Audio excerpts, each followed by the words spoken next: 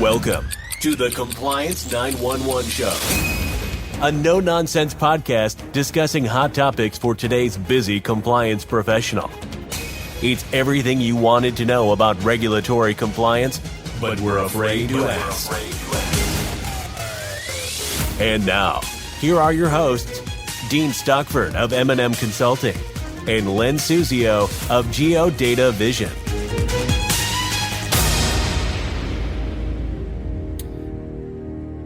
Welcome to our podcast series addressing everything you wanted to know about regulatory compliance, but were afraid to ask. I'm Dean Stockford from M&M Consulting, joined today by Len Suzio, President CEO of Geodata Vision. So, Len, what's the topic for today's podcast? Well, Dean, in banking circles, everyone's been talking with great excitement about potential big changes to the regulations, particularly Section 1071, Community Reinvestment Act, and fair lending during 2025. So I thought we would start with how changes are made to regulations and then focus on some of the most dramatic changes that should be made during 2025. Yeah, well, that sounds like a timely topic as we're in the first few days of 2025 and a few weeks away from the beginning of the second Trump administration. And of course, given your background, I think this is a great topic, and I'm sure our audience will be excited, very interested to say the least. But please share with us your thoughts on this very important, or I should say, these very important topics. Yes. Well, I thought it would be good to begin with a kind of an overview of how regulatory changes are made. And Dean, there's basically 5 ways in which regulatory changes are put into effect. So let's go over those. Number 1, the obvious one, Congress does pass or amends a law, and then the regulators must develop regulations to enforce the law. Good example is Section 1071 of Dodd-Frank. While the law was passed back in 2010, it wasn't until 2023 that the regulators finally passed regulations to enforce Section 1071. Another good example is that back in 1994, Congress passed the Regal-Neal Interstate Banking and Branching Efficiency Act of 1994, which, among other things, amended the Community Reinvestment Act to prescribe certain requirements for the contents of the written CRA evaluation. So that is the very first way regulatory changes are implemented. The second way is that regulators implement or amend the regulations themselves without being prodded by the legislature, Congress. So during 1995, the regulators substantially changed the Community Reinvestment Act based on the 1994 congressional legislation, which I just mentioned, to focus on the bank's performance rather than the process. Then in 2005, the agencies amended the CRA regulations once again to mandate a new size category, the intermediate small bank, that would be the subject to modified tests during a CRA exam. In 2020, the OCC itself published a new set of CRA regulations that were rescinded the following year under the Biden administration. When regulators change a regulation, there's a prescribed process they must follow, including the publication of the proposed changes and a public comment period. Generally speaking, formal changes to the regulations can take 6 months to a year. So that's the second way in which regulations can be changed. The third way our regulations are changed is determined by the way they are enforced. Back in 2009, under the Obama administration, a new concept in the enforcement of anti-redlining practices was put into practice without any formal changes to the regulations and without any formal announcement. What I'm talking about is the concept of a REMA, or reasonably expected market area. As I have said in many webinars and published articles, how a bank's market is defined by far the most important decision, because the delineation of the REMA, or the CRA assessment area for that matter, determines not only a bank's statistical performance, it determines the benchmarks against which a bank's performance is measured. Another prominent example of change in regulatory enforcement can be found in the Department of Justice's, quote, combating redlining initiative, end quote, announced by the DOJ in October 2021. Following 2 years in 2022 and 2023, now that we're coming to the end, we're at the end of 2024, saw a record number of referrals from bank regulators to the DOJ, all predicated on the change in the way the regulations were enforced, not a change to the regulations themselves. So that's the first 3 ways regulations change. Now, a fourth way is that it may be affected through litigation. In fact, as we're speaking today, the Section 1071 regulations and the 2023 CRA rule are being contested in court by the banking industry. If the plaintiffs prevail, then the regulations may need to be rewritten or amended. And finally, there is the CRA itself. No, I'm not speaking of the Community Reinvestment Act. I'm referring to the Congressional Review Act, which allows Congress to reject new or amended regulations if Congress acts within a prescribed period of time after the publication date of the new or revised regulations in the Federal Register. This actually happened in late 2023 when Congress, surprisingly, in a bipartisan vote, passed a joint resolution of, quote, disapproval of Section 1071. That resolution would have prevented the CFPB from implementing Section 1071 regulations as passed. However, President Biden vetoed the joint resolution, and the Senate failed to override the president's veto. By the way, an override of the president's veto requires a vote of 2/3 to overcome. So those are the 5 ways in which regulations can be changed or amended and affect banks. Okay, Len, that's a great overview of how regulations may be changed. I think the shock and awe of the whole thing is that Congress actually did something. That kind of surprises the hell out of me. But can you share with our audience how these 5 potential paths will play out, during 2025? Okay, let's go back. The first way the regulations change, of course, are by legislative action. And I don't see this being a factor during 2025. The process takes too long, and the Republicans don't have a big enough majority in the House or Senate to overcome likely Democratic objections. So while that's always a possibility, legislative change I'm talking about, I don't see it happening during 2025. The second method of changing the regulations is that regulators themselves propose and rescind either or both the 2023 CRA rule or the Section 1071 regulations. This I see as very probable. Certainly, the Biden administration set a precedent of sorts in 2021 when the OCC proposed and then rescinded the 2020 CRA rule only a few months after it had taken effect and approval by the OCC. Given the announced intention of President Trump to emphasize deregulation, I would expect this is a highly probable path for both rules. It can be done before the end of 2025. If the agencies do pursue this course, it's likely they will propose new, less burdensome versions of the CRA and Section 1071 rules.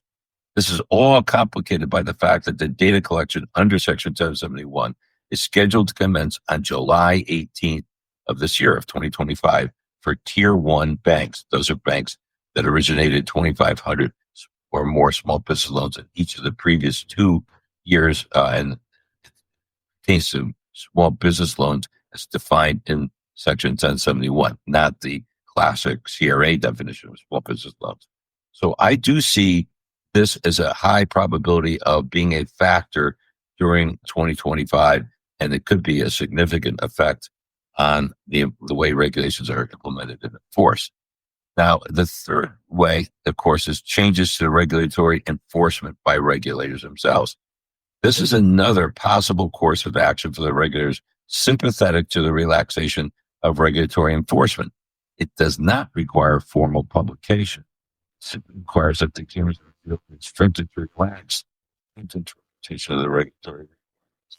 And again, we've seen examples of changes in the way regulations are enforced by the way exams are conducted in the field. So I think this is got a strong possibility as well. The problem with this, of course, is there's no necessary public announcement of this. It's just going to be affected quietly, and so it will take a while to manifest itself. But it definitely is a possibility for affecting regulations during 2025. And then, of course, the fourth way is for potential regulatory changes is litigation. And of course, and that course of action already is in process for both the 2023 CRA rule and the Section 1071 rule. Final court action is possible during 2025. And if the litigation goes all the way to the Supreme Court, it may prevail, especially in light of the Loper-Bright decision that substantially overturned the Chevron doctrine that emphasized deference to the agency interpretations. So unless Congress repeals Section 1071, regulations regarding its enforcement must be passed sooner or later. So no matter what happens, whether it's overturned by the Supreme Court or whether the regulators themselves want to change it, it's going to take time and more action by the regulators. And it will be very evident. And of course, the fifth possibility, the Congressional Review Act, the CRA won't apply to either the 2023 CRA rule or the Section 1071 regulations because it must be passed and sustained within a strict period of time following the publication of a newer amended rule in the Federal Register, and that deadline has long since passed. So those are the 5 ways I think potential avenues for regulatory change to come into effect. Yeah, that's great. So I've shared, and you've shared, of course, with our audience, the potential paths to change with, great deal of emphasis on the CRA and Section 1071. I got my tongue tied this morning, Len. I get all excited about, thinking that these could go away. But what are the areas of concern with respect to both of those rules? And while I say that, of course, that impacts us. I mean, we're geared up and we've been studying this, so we're ready to roll up our sleeves and assist in any way possible with our clients. But, out of fairness to the client, I also think that some of the provisions within these acts are slightly onerous and a little off or inconsistent with the legislative spirit. So I digress. I'll leave it at that, Len, and turn it back over to you.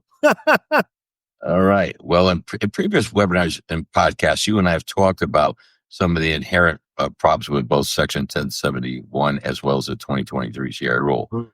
But I think it'd be good to kind of recap some of the big issues embedded in both rules. First, the elimination of the flexibility regarding the configuration of assessment areas for, quote, large, end quote, banks means many assessment areas will not be realistic, and unrealistic assessment areas mean unrealistic, unreliable, and potentially meaningless and even misleading performance ratings.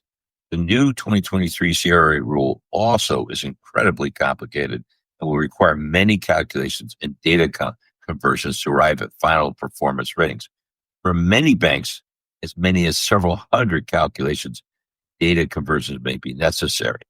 And that's just highlighted what I think of the big issues embedded within the new 2023 CRA rule. Section 1071 appears to have gone far beyond the intent of Congress. In fact, the passage of the joint resolution of disapproval proves that point. There are several key legal arguments raised in the Section 1071 litigation. In my opinion, the most powerful argument is that the CFPB went too far, expanding the mandated fields of data way beyond the specifics cited in the law. Given that congressional opposition to the Section 1071 rule was bipartisan, it's possible that Congress may act to amend Section 1071 of Dodd-Frank to explicitly limit government-mandated information to be collected. If that should happen, the CFPB would need to repromulgate the Section 1071. Wow. This has been very informative, Len, and it certainly enlightened me for sure. Do you have any final words for our audience today? Well, Dean, of course, the banking community is hoping for changes to the 2023 CRA rule and Section 1071 regulations, and they are likely to get it. The problem is the volatility in the regulatory climate. Even with the anticipated relaxation of the new rules, not in anyone's interest and makes regulatory compliance greatly uncertain. And don't forget that regulatory exams are always retrospective. So relaxation of how the regulations are applied for the next 4 years may not provide reliable relief because the presidential administration that will succeed the Trump administration very, very well resume the Biden administration's approach. And that approach will be looking back at the years 2025 to 2028. So no matter what happens in 2025, bankers can't let their guard down. One thing is certain, proactive regulatory compliance policies and practices always going to be important, no matter who is the president of the United States. Inadequate regulatory compliance systems have been a consistent criticism of all regulatory compliance cases referred to the DOJ. So every banker listening to this podcast ought to make a review of their institution's policies and practices a high priority for 2025. I emphasize practices because sometimes institutions have the formal written policies, but they're really not being implemented. So a review of the policies is not adequate in itself. A review of how they're being put into effect through the practices of the institution is imperative. Yeah, and to play off my previous podcast, again, compliance officers, illegal teams, et cetera, et cetera, et cetera. Don't be complacent and make sure you pay close attention to this. But this has been sound advice, Len, and I really appreciate it. This is Dean Stockford from M&M Consulting. And this is Len Suzio with Geodata Vision saying, we hope that you found today's podcast informative and helpful. And we encourage you to let us know of any topics you would like us to address in future podcasts. Thanks for listening to the Compliance 911 Show. If you like the podcast, be sure to subscribe so you don't miss an episode. While you're at it, please give us a like and review to help others find the show. As always, links are in the show notes, and you can always find us online at compliance911show.com. Follow M&M Consulting and Geodata Vision on LinkedIn for all the latest news and information on compliance hot topics.